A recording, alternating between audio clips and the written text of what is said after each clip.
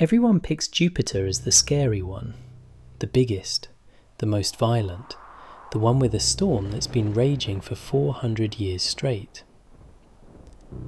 But Jupiter isn't the one keeping planetary scientists up at night.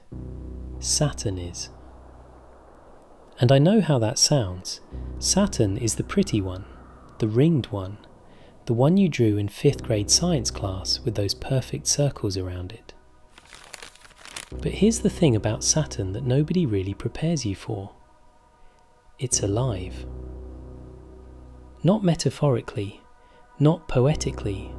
I mean, it is generating its own heat, running its own internal engine, wearing a geometrically impossible storm like a crown, and slowly, quietly, consuming itself.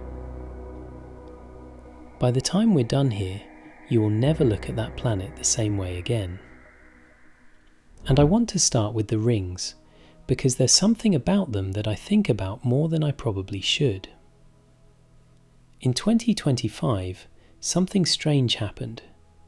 People looked up at Saturn through their telescopes, and the rings were gone. Just gone. A plain ball, no rings, naked Saturn hanging in the sky like it was embarrassed. Now, what actually happened is that Saturn tilted edge-on to Earth. The rings are incredibly thin, only about 30 feet tall, despite stretching hundreds of thousands of kilometers wide. So from our angle, they collapsed into a line too thin to see. But here's why that moment matters. It was a preview. Saturn's rings are estimated to be somewhere between 10 and 100 million years old. The dinosaurs didn't have a ringed Saturn. And scientists now believe the rings will be completely gone within another 100 million years. So think about that. Before us, no rings. After us, no rings. Right now, rings. We exist in the one tiny window in the entire history of the solar system where Saturn looks like Saturn. And they're not just fading slowly into nothing, they're being consumed. The rings are electrically charged, and that charge interacts with Saturn's magnetic field, pulling particles down into the planet's atmosphere. Scientists call it ring rain. We can measure it happening, right now, in real time. Saturn is eating its own rings. That image from 5th grade, the one with the perfect circles, it's a snapshot of something that will one day completely vanish. And the planet below it will just keep spinning, unbothered, like nothing happened. There's something deeply unsettling about that, if you sit with it long enough. Okay, let's talk about what actually happens if you go there. You can't land on Saturn. There's no surface. It's gas all the way down, getting denser and hotter and more crushing the deeper you go, until the gas stops being gas and becomes something we don't even have a good word for. So you just descend. And within the first second, the wind finds you. Saturn's equatorial jet stream blows at up to 1,650 kilometers per hour, 13 times stronger than the most destructive hurricane-force winds ever recorded on Earth. Let me put that into something real for a second. The most powerful wind speed ever recorded on Earth, ever in all of human history, was 408 kilometers per hour. That happened once, in Australia, in 1996, during Tropical Cyclone Olivia. It knocked over everything in its path and made global headlines. Saturn does more than 4 times that speed, constantly, as a baseline, on a quiet day. You wouldn't just die, you'd be gone before your brain finished processing what was happening. But the wind isn't even the most dangerous thing, not even close. Saturn has storms called great white spots, massive complexes of thunderstorms so powerful that at their peak, lightning strikes 10 times or more per second. 10 times per second, continuously. And these aren't normal thunderstorms. The next major great white spot is projected around 2038 to 2040. And when one of these erupts, it doesn't stay in one place. It expands. It wraps around the entire planet. A storm system circling a world so large that 764 Earths could fit inside it. One storm, an entire planet wide. And deep below that, deeper than the storms, deeper than the lightning, something else is happening. Something I want to come back to. Because what's happening at the core of Saturn is, well, give me a few minutes. Here's the thing that flipped everything scientists thought they understood about Saturn. Weather on Earth makes sense. The sun heats the atmosphere moves, we get storms, we get wind, we get rain. It all traces back to one source, solar energy. Saturn is 1.4 billion kilometers from the Sun. At that distance, the Sun isn't a warm, nourishing star. It's a slightly brighter dot in the sky. The energy Saturn receives from it is minimal. By all logic, Saturn should be a frozen, still, dead world. Instead, it has the second fastest winds in the solar system, continents swallowing storms, a magnetic field 578 times more powerful than Earth's. Where is all that energy coming from? From inside. Saturn radiates more than twice as much heat into space as it receives from the Sun, more than any other planet in the solar system. Its core reaches temperatures of around 11,700 degrees Celsius. For context, the surface of the Sun is about 5,500 degrees Celsius. Saturn's core is hotter than the surface of the Sun, and the mechanism driving it is rain. Not water rain, helium rain. Deep inside Saturn, helium droplets condense and sink through the hydrogen atmosphere. As they fall, they generate heat through friction. That heat rises up through the planet, powering the entire system from beneath. Saturn doesn't need external energy. It generates its own. It runs on itself. It has done since it formed, and it will continue doing so long after every living thing on Earth is gone. But here's what disturbed researchers even more than that. Saturn's energy output isn't even constant. It varies from year to year, season to season, in ways scientists didn't predict.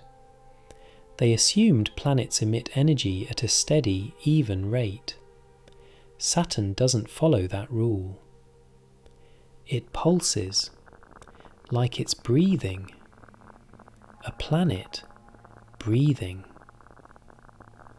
I'll leave that one with you for a moment. Now I need to tell you about the hexagon. Because of everything on this planet, the self-generated heat, the diamond storms, the disappearing rings, nothing makes less intuitive sense than this. At Saturn's North Pole, there is a storm in the shape of a perfect hexagon. Not a rough hexagon, not an approximate hexagon, a perfect six-sided geometric shape, sitting at the pole of a gas giant, rotating slowly, maintaining its exact shape, unchanged. It spans 20,000 miles across. Inside it is a massive rotating storm with winds of 200 miles per hour, and there is no weather feature like it anywhere else in the solar system. Anywhere. In the entire solar system. Every storm on every other planet, Jupiter's great red spot, Neptune's vortices, Earth's hurricanes, they're all ovals, circular, irregular. That's what fluid dynamics produces when you spin gas around a pole. Physics makes ovals, not hexagons. Nature doesn't spontaneously produce perfect hexagons, except apparently Saturn does, and we've known about it since 1980, 45 years, and scientists are still actively debating the full explanation for why it holds that shape. But the shape is just the beginning. Cassini found that the hexagon doesn't sit on the surface of the atmosphere. It extends deep, possibly hundreds of kilometers down into the planet. And the temperatures at the pole are warmer than expected, suggesting the vortex is acting like a heat engine, drawing energy up from Saturn's interior. So it isn't just a storm sitting in the clouds, it's connected to whatever is happening deep inside Saturn. The same internal furnace that generates Saturn's heat, sitting at the pole like it was placed there, unchanged for decades, possibly centuries. We just didn't have telescopes good enough to see it before Voyager flew past. If you saw that on an alien world in a science fiction film, you'd say it looked too deliberate, too structured, too intentional.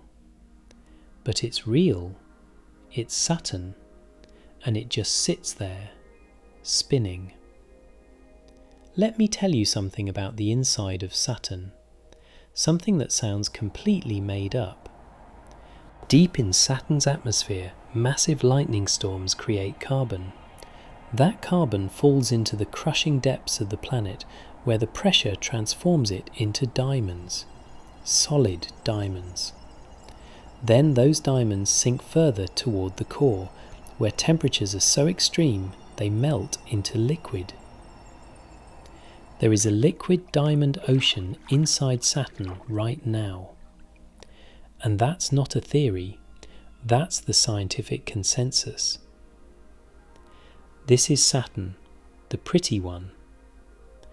I want to talk about Titan for a moment, because Saturn doesn't scare you with just itself. It has 274 moons. 274, more than any other planet in the solar system, more than double all other planets combined. And the leading theory for why? It may have had a previous generation of moons destroyed in violent collisions, and the current ones formed from the wreckage. Saturn is sitting in the remains of its own destroyed children. Those beautiful rings may themselves be a shattered moon, pulled apart by gravity, crushed into billions of chunks of ice and rock, slowly draining back into the planet that destroyed them. Saturn builds things, and then Saturn takes them back. But Titan survived, and Titan is one of the strangest objects in the solar system. Thick atmosphere, lakes, rivers, rain. Not water rain, methane rain. And on Enceladus, another of Saturn's moons, there's a warm internal ocean venting plumes of water and organic material into space. The building blocks of life. NASA is sending a drone to Titan to look for signs of chemistry complex enough to hint at something more. We're going back because we think something might be happening there. And we call Jupiter the scary one. Here's what stays with me. Galileo saw Saturn in 1610 and thought the rings were ears, actual ears. His telescope was too crude to understand what he was looking at. 400 years later, after spacecraft, after orbiters, after Cassini spent 13 years circling the planet, we still don't fully understand the hexagon. We still don't know what's in the deep interior. We still don't know if something is alive beneath Enceladus. 400 years, and Saturn is still surprising us. Most things get less mysterious the closer you look. Saturn gets more mysterious. Saturn doesn't need to be scary. It just needs to keep being what it is. What else is it doing right now that we haven't found a way to measure yet?